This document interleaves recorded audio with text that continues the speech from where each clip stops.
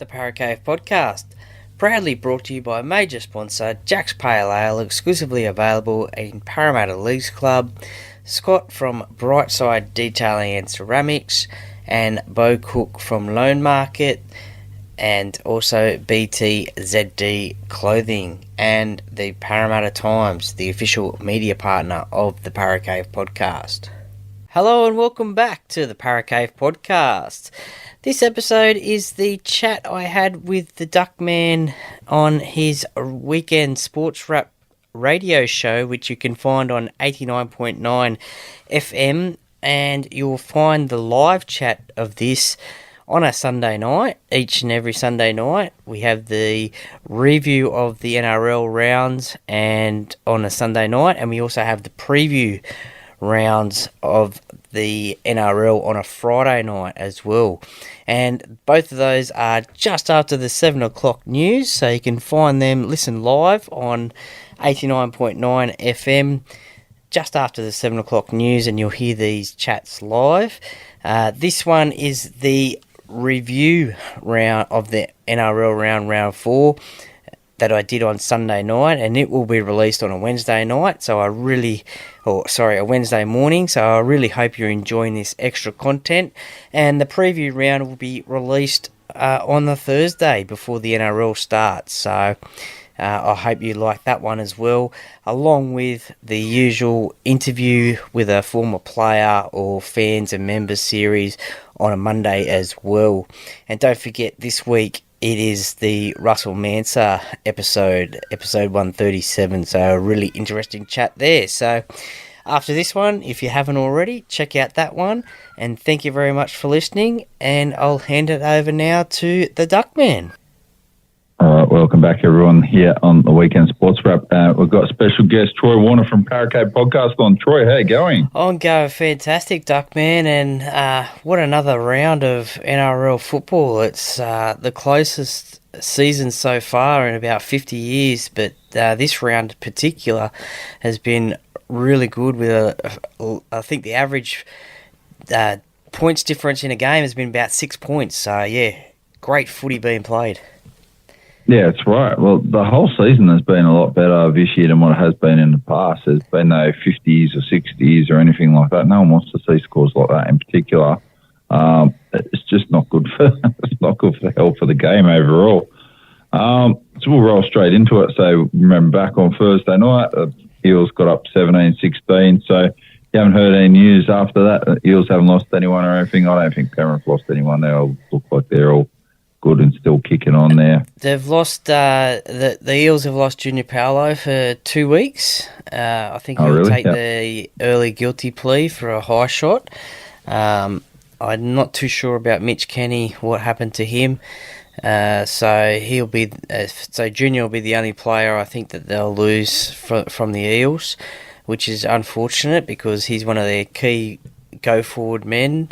But good news today for Panthers fans is Isaiah Yeo has re-signed with the Panthers until the end of 2027, so a really key signing for them. Obviously the best lock in the game for the last 2-3 years, so some great news there for Panther fans. Yeah, absolutely. So he's got a public launch tomorrow. I've been invited to that by Michael Block, for media manager for Panthers. And it's also his 200th game. I think it is 200th. Pretty sure it's 200th. Yeah, coming up this 100th week. Game. Yeah, coming up this weekend. So it will be a big day out. I've got a couple of people on show for interviews, so I'll be trying to get there if I can, actually. So on Friday night, the first game up, Melbourne Storm beat the West Tigers 24-12. I actually thought Melbourne would get 50, and they just looked like they put the cue on the rack and went, job done. So that's what it looked like, and they just went through the motions, and West Tigers came back, but it's too late when you're already down like 20-0 or whatever against the Storm. Like, they're not going to let you run them over from there. Yeah, no, well, it took about 18 minutes for the Storm to get their first try, so the Tigers were playing all right. They were going okay, but once they scored that first try, Melbourne, it was like another try after that, 5 minutes, and then 10 minutes, and then 5 minutes after that. So they really took the game by the scruff of the neck in the first half, scoring most of their points. They only got a penalty goal in the second half, and the Tigers they really struggled to keep up with the Storm. So, and the Storm, they were probably not wanting to have 3 losses in a row, obviously losing last week to the Titans and the Bulldogs previously to that. So Cameron Munster was back this week from a fractured finger, so he scored a try. And once in that first half, once they scored all those points, it was probably going to be very hard for the Tigers to run them down. Yeah, but they're never going to get back into it after that. So Melbourne just getting in a position where I don't think I've seen many people run them down at all. When they lead a game, I'm pretty sure it's got about an 80% winning record. When they're leading a game at half time, they're going on with it. It's massive for record. You're nearly unbeatable. Yeah, for sure. And it was back at home, and Cameron Munster was back, as I said. They also had Jerome Hughes out suspended as well, so very crucial that Cameron was back. And yeah, they needed that win just to get their season back on track after those couple of losses. Yeah, and a bit of a mental thing as well, so that'll be nice for them. Craig Bellamy won't have to give him a massive pull through now. I can just give him a medium-sized pull through, so probably about giving up 2 tries in the second half, which will annoy him somewhat. The Dolphins, they took on Brisbane. They hosted it. It was at Brisbane too, wasn't it? It was at Sandcorp the other day. And for Broncos, made sure, and if this is our stadium, you can go whatever you want to do to yourself. Where this is our home, you can get stuffed. So, and the Broncos got up 18-12. Yeah, well, I think Katoni Staggs said something very similar to that. I probably can't repeat what he said on air here, but when he scored the match-winning try. But there was a lot of build-up to this game. Obviously, the Battle of Brisbane, Dolphins home game at Suncorp, so that was a little bit strange. They are playing a few games out of Suncorp this season as their home ground, but so no real home ground advantage for the Dolphins because obviously the Broncos play out of there. But 52,500 people, it was a sellout apparently, and it was a great game, and it was in doubt. It was up for grabs until Katoni scored that try. It was only 4-0 at half time to the Broncos, so it still was anybody's game. And then there was an Anthony Milford kick on a 5th tackle, I think it was. It was what I thought it was a strange kick because it was sort of close to the line and it was kicked really hard, but sort of heading towards the sideline a bit. So. But even that close, I thought it was a bit of a strange kick, and Katoni Staggs picked up the ball and ran the length of the field to secure the victory for the Broncos. Yeah, Anthony Milford just doesn't look like he's in a happy place at the moment. It just looks like he's off the boil a bit now on the slide. Got Isaiah Katoa had his spot, but Isaiah Katoa will go back to 7 now that Sean O'Sullivan's going to be out for an extended period of time. I hope Anthony Milford can get back whatever he was missing, the X Factor stuff he used to have once upon a time when he was at the Raiders. And I haven't seen it for a long time now, to be honest with you. So he'll be hoping he can get that working for him too. And so will Wayne Bennett, actually, because he's the most experienced guy on the field for their team. Yeah, well, unfortunately for Sean O'Sullivan, he came up with a pectoral injury, so it looks like he'll be out for about 2 to 3 months, unfortunately for him. So this is going to test a bit of depth at the Dolphins. You may see that Anthony Milford may go to halfback and Isaiah Katoa slot back into that 5/8 role when he's back. So it's going to be tough for the Dolphins to replace Sean because he was their halves leader, ran them around the park, and he was going really well in the first 4 rounds until he picked up that pec injury. So we wish him all the best in his recovery.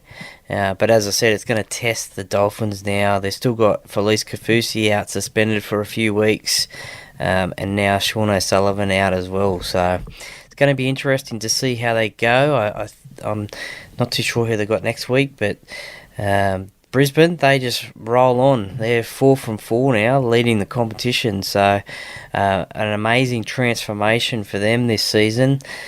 from last year, where they sort of faded out of finals contention. They were in and about the top 8 all season, and then sort of faded away towards the end of the year. But they've started off the year with a bang and 4 from 4. Yeah, that's right. Dolphins got St George Illawarra next week down at wherever they're going to play at Cogra Jubilee Oval or Ned Strata Stadium, whatever they're calling it. So one of these new sellout names that I'm not real happy about, but it just is what it is. There we go. Win Stadium, Wollongong, down there south. You go. Yeah, so that's where. So my own opinion, that's where I reckon St George Illawarra should play all of their games, but people are going to strongly disagree with me. But as St George fans, and most of those St George fans don't live around the area anyway, so why does it really matter? So I think Wynn Stadium's a good stadium. They don't use it enough. Should be at least 50-50 split. So, we'll just keep on moving on there. So that's one thing that annoys me about some things in rugby league. Cowboys host the Gold Coast, and I actually thought Gold Coast were going to beat them. So I did say it the other night. We did both tip North Queensland, but Gold Coast took it up to them as well. I thought they might actually overrun them when I was watching the scores through the game. Went, here we go. This is closer than what I thought it would be. Yeah, again, another Battle of Queensland. Gold Coast versus the Cowboys up there at Townsville. The Titans, they've been playing some really good football this year. Had some good wins last week, especially against the Melbourne Storm, and they really took it to the Cowboys. But they sort of fell away a bit. They had a few injuries. I think Kieran Foran and AJ Brimson were off the field, so they lost a couple of players there, so they had to do it a bit tough. One standout player I thought for them was Jaden Campbell back at fullback there.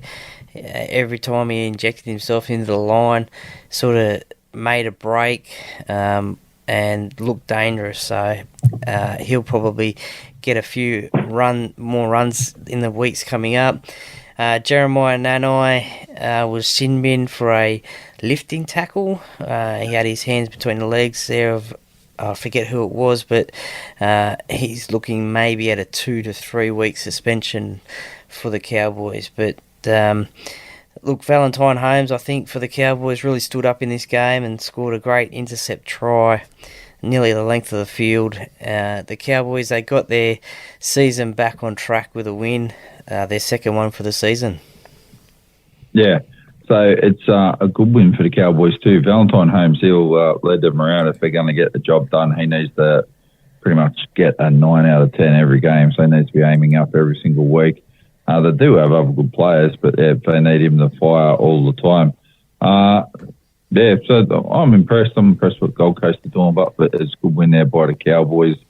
The other game yesterday had South Sydney. They got up over Manly, 13 points to 12, so he did predict that. I thought Manly might get up over South because I thought South might overcome grief, and I thought they're a little bit out of touch at the moment. They've had a couple of close losses, and it hurt them a little bit, so it's good to get a close win when they've had to grind it out. Yeah, this was a emotional charged game for Rabbitohs, the players, the club, and also their fans as well, with the passing of John Sattler. They ran out with replica jerseys with the half rabbit on their chest, which I thought was a nice touch. And yeah, it was a great game. Cody Walker scored the first try of the game, and it was an amazing try. It just showed you that you never give up on the play until the whistle's blown, because he got around Daly Cherry Evans and put the ball down just inside of the dead ball line and scored that try to get the scoring underway. But then after that, it looked like Manly were taking the control of the game. They led at half-time 12-6, and they looked like they were travelling pretty nicely. And it was a very tough game. There were a lot of big hits and not a lot of opportunities. And then Cody Walker scored his second try, and Latrell Mitchell evened it up with a penalty goal, and then the game ended up, he had a crack. Latrell had a crack at field goal in normal time, and it missed, and then it went to golden point, and unfortunately for Manly, I think it was Josh Alloway dropped the ball, and Rabbitohs were in position to score, have a crack at field goal, and young Lachlan Ilias won the game for the Rabbitohs with the field goal in the 81st minute. So a memory he'll never forget, winning a game from his boot, and the Rabbitohs get the win 13-12. Yeah, it's a good win. He's one of their good rising players too. Jason Demetrio must be really happy with what he's got, because people weren't too sure about him taking over the coaching gig from Wayne Bennett, and he's doing a good job with the team, right? He has got good players, but he's still got to get the job done, and he's just guiding them along. They're coming along nice. They've had a couple of close losses, but they could very easily be 4-0 at the moment. Unfortunately, at 2-2. So yeah, we'll keep rolling on. Warriors up against Canterbury today. So can't believe it. For a while there, I thought Canterbury were going to run them down. The Warriors got up 16-14. It's a good win by the Warriors in the end. Yeah, it was a good win by the Warriors over there at home at Mount Smart Stadium in Auckland. Look, it was an interesting game. The Bulldogs got the scoring off, and then the Warriors came back. It was only 8-6 at half time, and you thought that the Bulldogs were carrying on their form from last week and could maybe pull off an upset victory over there in New Zealand. But the second half, Montoya scores a try and Sean Johnson scored a try. It was a bit of a controversial one, with the thought that maybe Reid Marnie was taken out by Fanua Blake, I think it was, or didn't have access to have a try at tackling Sean Johnson, so he got that try. But before that, it was Josh Adokar who scored a length of the field try, but just before he scored the try, Adam Pompey, I think, had the ball, and Viliami Kikau's come over, and he's, in my opinion, he's raked the ball out of Pompey's hands, but the video referee didn't rule it that way. Pompey got the ball back and scored the try, but it was ruled no try. But the very next play, Addo-Carr's run the length of the field and scored a try, and you thought after that maybe the Bulldogs are just going to hold on. But no, credit to the Warriors, they came back and got the victory, and they're right up in there in the top four, I think. Yeah, they showed a bit of steel at the moment, and I suppose it's just rewards, right? Because they kept the competition going during COVID, and the players would have struggled. That's been 2 years away from home. It's a tough gig to do that. So it's good to see they're rolling on with some success this year. Andrew Webster, he looks like he's guiding them around well coaching, so he's doing a good job. Next game, Knights took on Canberra. That was today, and the Knights got up 24-14, so I did predict it, but to be honest with you, I wouldn't have been surprised if Canberra had a run away with it. So I was watching part of the game and thought, wow, all right, the Raiders look like they're going to kick on here. Yeah, well, unfortunately, at the moment, as it stands, the Raiders have cost me a perfect round. But you thought the Raiders might... They don't have a very good record up there in Newcastle against the Knights, but they got the scoring off at the start of the game with Hudson Young scoring a try, kick-start their campaign to win the game. But then Newcastle scored a couple of quick tries, but then Jack Whiten scored a try, and Matt Frawley right on half time kicked another 2-point field goal, so got them to 14-8 in the lead at half time. And you thought, okay, well, maybe Canberra are taking control of this game and they're looking good, they're holding on. Straight after half time, Jack Whiten gets sin bin for a high shot, and then the wheels basically fell off. 3 tries in 6 minutes to Newcastle really got them in control, and they just went on to win the game, and Canberra never looked like coming back. Yeah, Jack Whiten is complete superstar for Canberra. Without him, they really do look like a bit of an empty shell. They've got some good players, but they haven't got the X-Factor guy there. Jack Whiten's that X-Factor guy, as you can see for the Blues in New South Wales. He can play centre, put him in 5'8", probably put him in halfback if you want to as well. He's quite versatile, and he aims up and gets the job done when he needs to. Without him, the Raiders, they're going to struggle pretty hard. So they need to make sure he keeps his discipline in good order stays on the park for as long as possible. Yeah, definitely. He probably is the Raiders' most highest paid player, I'd say, representative player. He did have his halves partner, Jamal Fogarty, missing as well. He was given up until about 1 o'clock this afternoon. He had a stomach bug, so big loss there for the Raiders pre-game. Matt Frawley, as I said, came in for a halfback, but he can have a lot of aggression in his game, Jack Whiten, but you just have to control that, and unfortunately he was trying to lift his team at the time, and the tackle just didn't come off the right way, and unfortunately with these head-high penalties, it generally sees a player go to the sin bin for a head-high tackle. Yeah, absolutely. And in the last game's half-time at the moment, we got the Sharks up 8-12 over St George Illawarra. So what are you making out of that game that you're watching so far, Troy?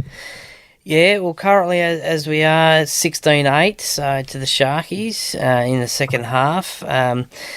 It was a really close game in the first half. It was only 12-8 at half-time to the Sharks, but another local derby between these two clubs. Down there at Cogra Oval, Net Strata Jubilee as they call it now, but look, it was a really close game in that first half.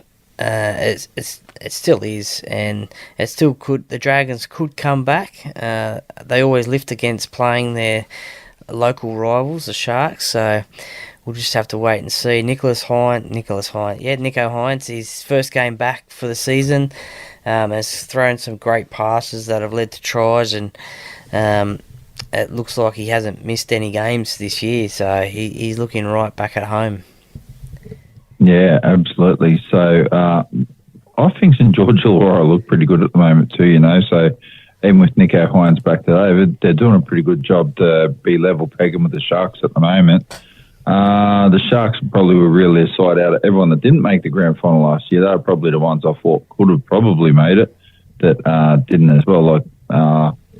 They were on the right side of the draw to actually to do it though, and it just didn't work, didn't drop for them. So they'll be hoping they can kick on, go another level this year. So what do you got coming up on Parakeet Podcast tomorrow, Troy? So tomorrow on the podcast, release about 6 a.m. tomorrow, Australian Eastern Daylight Saving Time. I'm going to a sort of a fans and members series chat, and it's a very interesting chat with a gentleman by the name of Russell Manser. Now, you probably haven't heard of him, or you might have, but he's an actual... he was a bank robber. He's done prison time, and he's changed his life around totally now, and he's got a Voice of the Survivor business, and also a podcast called The Stick Up. So it's a chat about that, and there's also some footy tales thrown in as well. So it's a really interesting listen. So it'll be out tomorrow on Apple, Spotify, and any other quality podcast platform. Yeah, I'm interested to hear that one, hear the story. So I'm quite sure you go into a bit of detail about what happened, how it all happened, how he's turned his life around. So I think it's ironic he's doing a podcast called The Stick Up as well. He's been a bank robber in the past. Yeah, he's had some really high-profile guests on there. Jeff Fennick, Mick Gatto, Mark Burris, Joey Williams, who used to play for the Panthers and the Rabbitohs, Danny Green as well. So it's some really interesting chats in there, and about his life as well, and also the guest's life as well. So I found him on Triple M. I first heard of him on the Rush Hour on Triple M, and just followed him ever since, and just really interested with his story. Yeah, it sounds like an interesting story indeed. So I'll be making sure I tune into that. So, Troy, thanks for joining us again tonight. I hope you enjoy the rest of. Have a look what's going on with this St George Illawarra and Cronulla game at the moment. Refresh 16-8 still. So enjoy the game, and I will chat to you again on Friday night. Will do, Duckman. Thank you very much for having me once again, and enjoy your week, and we'll chat Friday. Absolutely will do. I'll speak to you then, Troy. See ya. See you, mate. Bye.